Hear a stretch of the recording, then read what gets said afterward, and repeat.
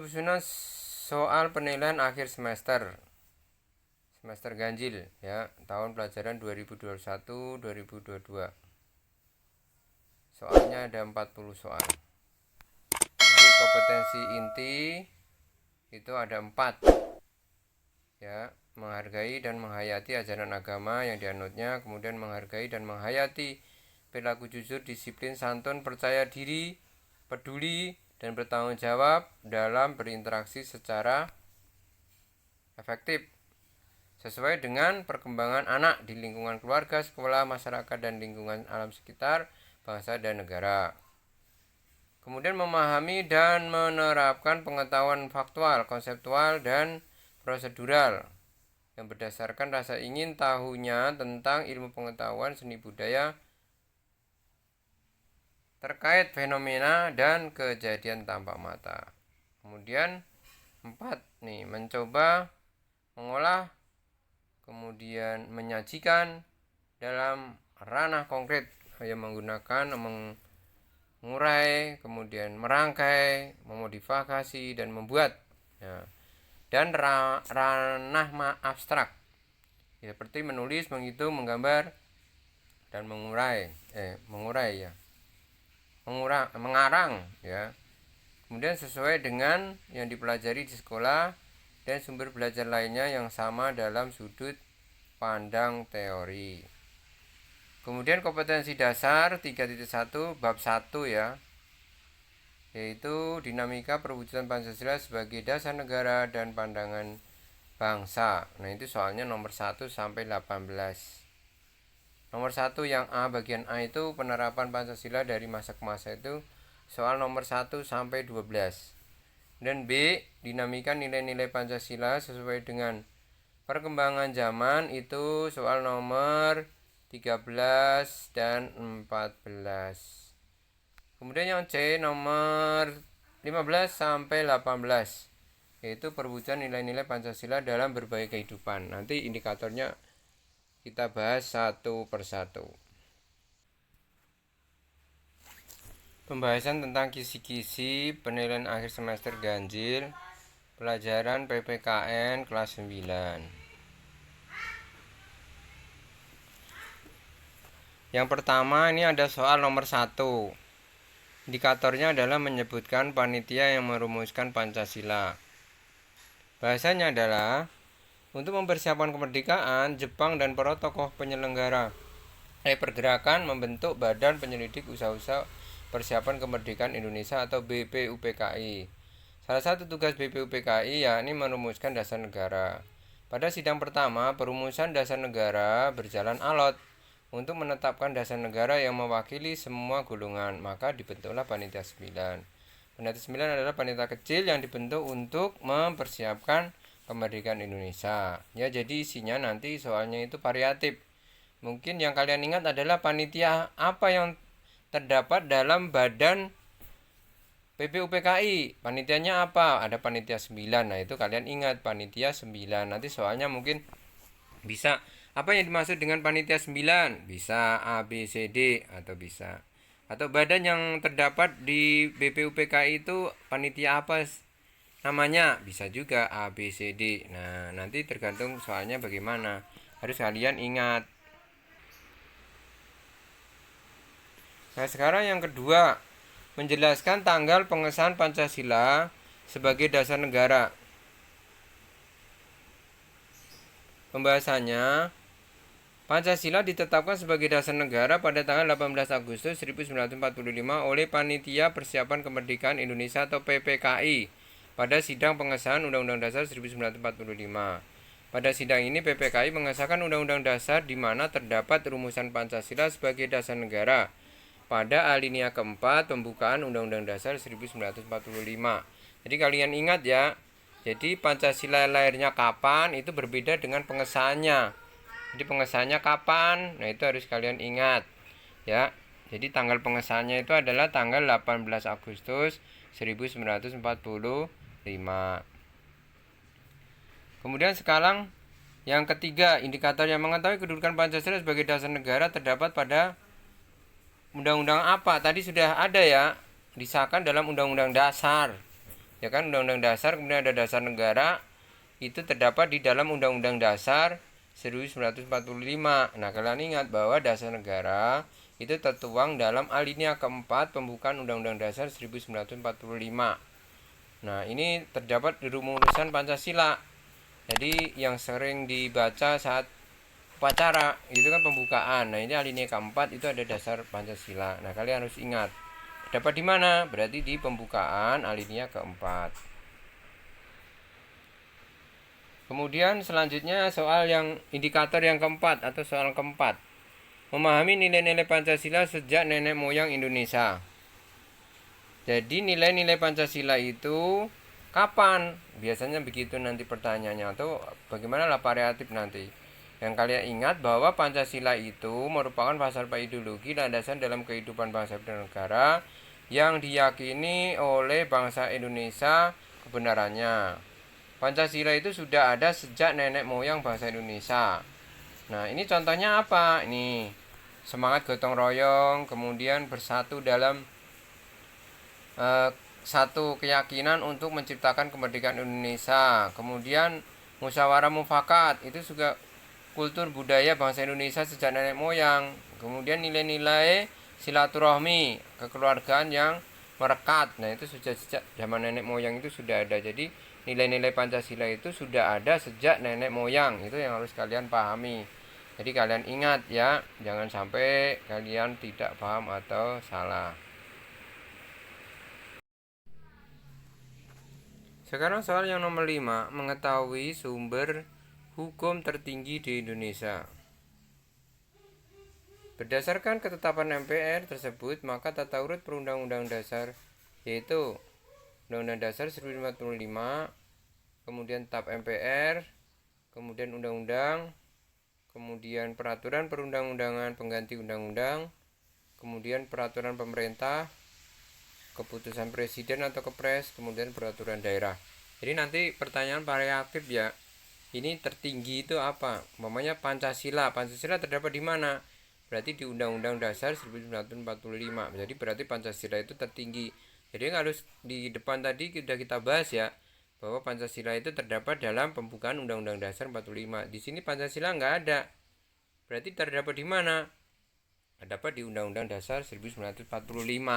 Jadi kalian jangan bingung, karena nih Pancasila kok nggak ada, adanya di mana? Kan di depan tadi sudah kita bahas Pancasila itu terletak di mana. Nah, kalian harus ingat ya. Itu soal nomor 5.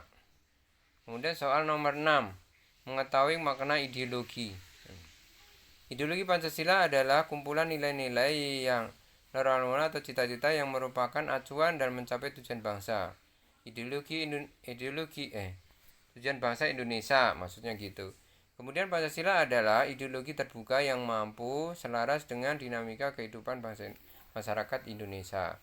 Jadi kalian harus pahami ya, makna ideologi itu apa. Nanti soalnya mungkin bisa makna ideologi adalah A, B, C, D, atau juga bisa juga dengan dibalik, kalau kumpulan nilai-nilai itu adalah makna apa. Pokoknya A ideologi, B apa gitu. Ini maksudnya ideologi ya, bukan Indo, salah tulis ini. Ideologi maksudnya ya. Karena soal nomor 7, mengetahui nilai-nilai Pancasila.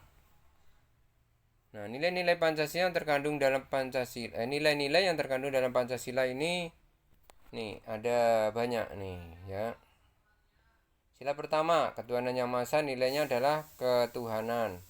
Kemudian sila kedua, kemanusiaan yang adil dan beradab, itu mengandung nilai kemanusiaan. Sila ketiga itu Pancasila Persatuan Indonesia mengandung nilai persatuan. Kemudian sila keempat itu mengandung apa? Nilai kerakyatan. Kemudian sila kelima itu mengandung nilai keadilan. Nah, nanti soalnya tuh variatif. Bisa nanti pilihannya ya bukan termasuk nilai-nilai Pancasila A, B, C, D. Nah, kalian harus ingat yang mana yang tidak termasuk. Atau bisa juga pilihannya satu, nilai tuhanan, nilai kemanusiaan, nilai apa, mana yang termasuk nilai-nilai Pancasila. Nanti bisa begitu variatif soalnya. Jadi kalian harus pahami. Nah, kita lanjut.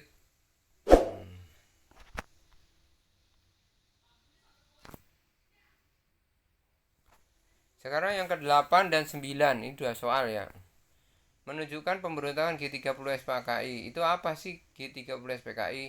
Nah, bisa kalian juga cari di Google gitu, apa sih sejarahnya, kalian bisa pelajarin lebih dalam.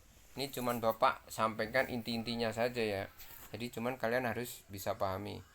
Jadi G30 SPKI itu adalah pemberontakan Partai Komunis Indonesia atau PKI. G itu gerakan 30 September PKI. Nah, maksudnya gitu. Jadi PKI itu adalah Partai Komunis Indonesia. Mereka ingin menggantikan Pancasila sebagai dasar negara dan pandangan hidup bangsa dengan paham komunis. Namun, pemerintahan PKI mampu digagalkan oleh pemerintah Indonesia di bawah Presiden Soekarno dan dipimpin oleh Muso. Nah, ini kalau ini yang Muso ini di Madiun ya. Nah, kalau G30 SPKI ini perlu ditambahkan juga, ini nanti gerakannya oleh Pak Soeharto ya. Gerakan 30 SPKI. Nah, ini perlu ditambahkan. Nanti silakan dicari lagi anak-anak di Google tentang G30 SPKI. Kalau ini adalah PKI di Madiun ini. Ya, mungkin nanti ditambahkan. Tapi kalian harus tahu bahwa G30 SPKI itu artinya adalah gerakan yang akan menggantikan PKI karena dua kali ya. Madiun juga di yang terakhir itu adalah tahun 1965. Kemudian kita lanjut. Oh, ini yang kedua nih. Nah, pemberontakan Partai Komunis Indonesia itu bertentangan dengan sila keberapa? Yaitu sila ketuhanan yang maha esa atau sila pertama. Nah, itu harus kalian pahami juga. Ya, bahwa PKI itu bertentangan dengan ideologi Pancasila. Nah, sekarang 10. Menunjukkan pemberontakan yang terjadi pada masa Orde Lama. Jadi banyak sekali ya pemberontakan di Orde Lama. Cuman ini Bapak cuman tampilkan ada 3 kalau tidak salah. Pemberontakan Maluku Selatan RMS, kemudian pemerintahan Revolusi Republik Indonesia PRRI, kemudian perjuangan rakyat semesta atau Pemesta yang dilepas dari NKRI. Jadi banyak, nanti kalian cari lagi di Google ya tentang, atau di buku paket ya, nanti kalian cari. Nah, di situ tentang gerakan-gerakan yang ada di atau pemberontakan-pemberontakan yang terjadi. Nanti bisa pilihannya itu bisa pemberontakan yang terjadi di masa Orde Lama adalah A, B, C, D. Nah, kalian ingat nih ada 3 ini. Nanti salah satunya pasti ada yang keluar. Ya, jadi kalian ingat. Sekarang nomor 11, mendiskusikan penerapan Pancasila pada masa Orde Baru. Nah, penerapan Pancasila pada Orde Baru itu apa? Nah, itu harus kalian pahami bahwa rezim Orde Baru dipimpin oleh Presiden Soeharto itu berusaha melaksanakan Pancasila dan Undang-Undang Dasar 1945 secara murni dan konsekuen. Nah, ini harus digarisbawahi ya, murni dan konsekuen. Nah, ini harus kalian pahami dan ingat. Berbeda dengan masa Orde Lama yang dianggap menyimpang dari Pancasila. Nah, ini kan bahasanya di kelas 8 kalau tidak salah ya, atau kelas 7 ya, tentang penyimpangan masa Orde Baru. Ini ada di bab 3, kita udah bahas juga itu ya, tentang penyimpangan di Orde Lama. Nah, kalian ingat, tapi soal di sini tidak seperti itu. Nanti kalian harus ingat tentang pelaksanaan Pancasila itu secara murni dan konsekuen. Nah, itu harus kalian ingat. Contohnya adalah dengan program P4, Pedoman Penghayatan dan Pengamalan Pancasila. Kemudian selama Orde Baru berjalan, pemerintah berhasil mempertahankan Pancasila sebagai dasar ideologi negara dengan memberantas paham komunis di Indonesia. Itu nomor 11. Kemudian nomor 12, menganalisis menerapkan Pancasila pada masa era reformasi. Setelah Orde Baru kan era reformasi sampai sekarang ya. Nah, ini apa ini? Penerapan masa Orde Reformasi. Salah satunya tantangan dalam penerapan Pancasila di era reformasi adalah menurunnya rasa persatuan dan kesatuan di antara sesama bangsa Indonesia. Kemudian menurunnya rasa kesatuan dan kesatuan ditandai dengan konflik antar daerah, tawuran antar pelajar. Selain itu, tindakan-tindakan kekerasan dijadikan sebagai alat untuk menyelesaikan permasalahan. Padahal adanya penerapan Pancasila pada masa reformasi sebagai dasar negara diharapkan mampu memberikan kehidupan yang lebih baik sesuai dengan cita-cita yang bersama. Jadi karena kebablasan reformasinya, jadi waktu pemilihan presiden dan sebagainya sering guntuk-guntukan karena tidak beda partai dan sebagainya. Nah itu jangan sampai. Nah itu harus kalian ingat ya, bahwa titik titik apa namanya masalahnya itu adalah persatuan dan kesatuan. Nah itu nanti soalnya variatif, harus kalian ingat. Kemudian soal nomor 13, menentukan keunggulan ideologi terbuka dengan ideologi tertutup. Nah ideologi terbuka itu apa? Nah ini sistem yang pemikiran yang terbuka dan nilai-nilai cita-cita yang dipaksakan dari luar, melainkan nilai yang digali dan diambil dari harta kekayaan rohani, moral, dan budaya bangsa Indonesia itu sendiri. Ya kalian buka kembali ya, tentang ideologi terbuka itu bukan berarti mudah dari luar, bukan, tapi sebenarnya dari dalam diri kita, dari bangsa Indonesia, budaya-budaya kita yang kita gali sendiri. Kemudian dasar dan pembentukan ideologi bukan keyakinan ideologi sekelompok orang, melainkan hasil musyawarah dan kesepakatan dari masyarakat sendiri. Kemudian tidak diciptakan oleh negara, melainkan oleh masyarakat sendiri, sehingga ideologi tersebut adalah milik seluruh rakyat dan anggota masyarakat. Nah, kalian kembali lihat ya tentang ideologi terbuka dan tertutup. Nih yang tertutup kan belum dibahas nih. Coba kalian buka lagi di Google. Apa ideologi tertutup? Nah, kalau kita kan menggunakan ideologi terbuka. Nah, kita pokok bahasanya untuk ideologi Pancasila ya. Kemudian yang keempat, 11, menentukan nilai-nilai keterbukaan Pancasila. Ciri khas ideologi terbuka yaitu nilai-nilai dan cita-cita tidak dipaksakan dari luar, melainkan digali dan diambil dari kekayaan rohani, moral, dan kebudayaan masyarakat itu sendiri. Yang tadi ya. Jadi itu yang harus kalian ingat. Ideologi terbuka itu dari dalam diri bahasa Indonesia itu sendiri. Nah itu yang harus kalian perhatikan. Kemudian sekarang nomor 15, menentukan penerapan Pancasila dalam bidang politik. Ya, contohnya apa dalam bidang politik? Nah ini bahasanya di lingkungan sekolah nih, soalnya nanti kita sempitkan lagi di bidang di sekolah. Jadi apa? Nah kalau kalian ingat nih, contohnya adalah melakukan pemilihan ketua OSIS, musyawarah pembagian jadwal piket, musyawarah perumusan tata tertib di kelas dan sebagainya. Nanti soalnya mungkin variatif, mungkin bisa 1, 2, 3, 4 ini adalah termasuk penerapan Pancasila di bidang politik di lingkungan sekolah itu apa umpamanya, atau mungkin pilihannya bisa juga yang termasuk penerapan di lingkungan sekolah itu apa, A, B, C, D. Nah itu ada 3 ini harus kalian ingat ya. Kemudian yang 16, menerapkan landasan penerapan Pancasila dalam 16, menetapkan landasan penerapan Pancasila dalam Undang-Undang Dasar Negara Republik Indonesia tahun 1945 dalam bidang ekonomi. Nah, contohnya adalah apa ini? Pancasila itu berdasarkan di mana? Ada di mana? Nah, kalian ingat di pasal 33 ya. Di pasal 33 Undang-Undang Dasar 1945, yaitu apa? Bahwa perekonomian disusun sebagai usaha bersama berdasarkan atas asas kekeluargaan. Kemudian cabang-cabang produksi yang penting bagi negara dan menguasai hajat hidup orang banyak dikuasai oleh negara. Bumi dan air dan kekayaan alam yang terkandung di dalamnya dikuasai oleh negara dan dipergunakan sebesar-besarnya untuk kemakmuran rakyat. Nah itu pasal 33 harus kalian ingat ya, kalian hafal. Itu untuk soal nomor 16. Kemudian soal nomor 17, memberikan contoh nilai-nilai Pancasila dalam bidang sosial budaya. Yang 17 adalah memberikan contoh nilai-nilai Pancasila dalam bidang sosial budaya. Nah ini 10 contoh dalam perwujudan nilai-nilai Pancasila dalam bidang budaya. Ini bisa kalian ingat ya, kalian pelajari. Yang pertama, mengambil keputusan bersama dalam melakukan musyawarah. Kemudian meyakini nilai-nilai kekuasaan Tuhan Yang Maha Esa. Ketiga, bersikap adil dan harmonis dalam suatu keluarga.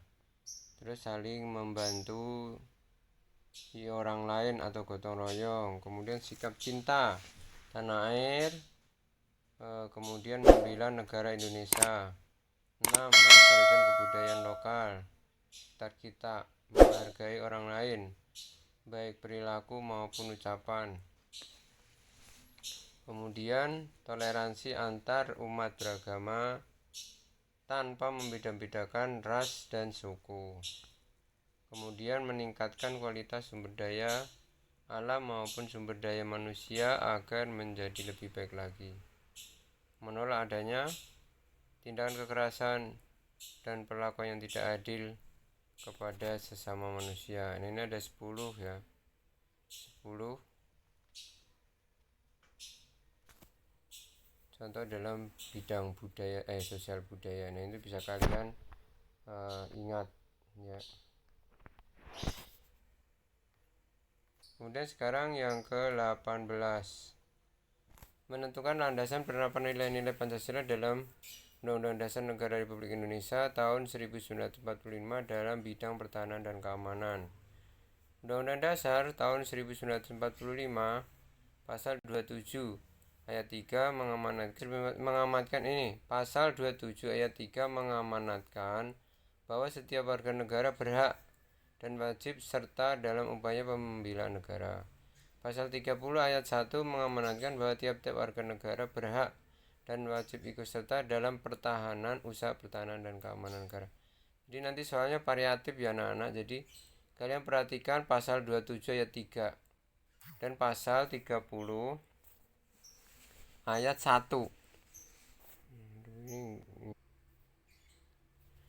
Nah, pasal 27 ayat 3 itu tentang pembelaan negara. Kalian ingat. Tapi kalau untuk pertahanan dan keamanan itu berarti pasal 30 ayat 1. Nah, kalian ingat. Ini tentang apa nanti soalnya kan begitu ya. Jadi nanti jangan bingung. Tentang pembelaan berarti pasal 27. Kalau tentang pertahanan keamanan berarti pasal 30. Begitu. Jadi jangan sampai tentang pembelaan negara kemudian pasal 30, bukan. Jadi harus titiknya itu harus kalian ingat ya. Jadi nanti soalnya nanti kan seperti itu. Jadi kalian ingat pasal 30 dan pasal 27. Jadi ada 2 ya.